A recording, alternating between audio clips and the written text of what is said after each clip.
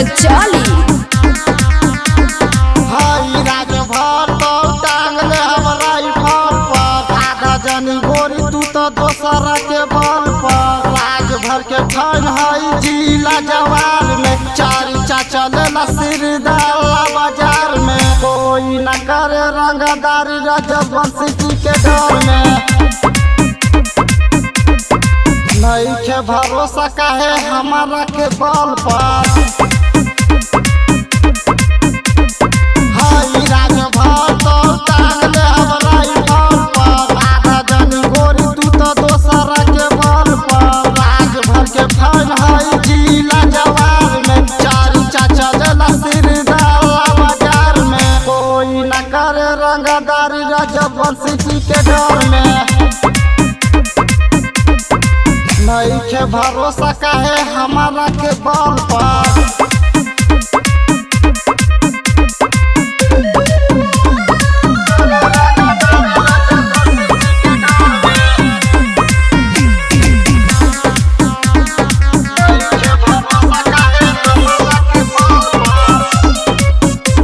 हमार जे कुल राजवार के केहू के दल नहीं कहेलू तू बाज के केहू नहीं रंगदारी करे राजवंशी के डर से केहू नहीं चूई चाई करे रगत के डर से कुल रंगवाज हई फन राजभर के नहीं के भरोसा काहे हमारा के बल पर हाई राजभर तो टांगले हमरा इफर पर आधा जनी गोरी तू तो दोसरा के बल पर राजभर के फन हई जिला जवार में चारिचा चलेला सिरदाला बाजार में कोई न करे रंगदारी राजवंशी के घर में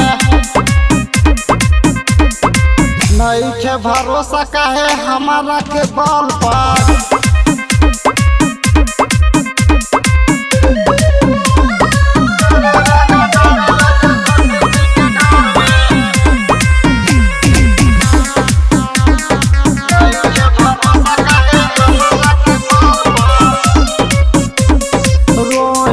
बुलाओ तनी साथ में अरविंद अकेला के कहलू हाथ में हई राजभर तो टांगले हमरा इफर पर आधा जन गोरी तू तो दोसरा के बल पर फूल रंगबाज हऊ राजवंशी के फन में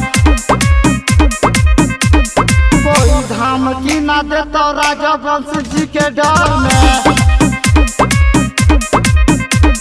हाई राजभर तो टांगले हमरा इफर पर आधा जनी गोरी तू तो दोसरा के बल पर राजभर के फन हई जिला जवार में चारिचा चलेला सिरदाला बाजार में कोई न करे रंगदारी राजवंशी के घर में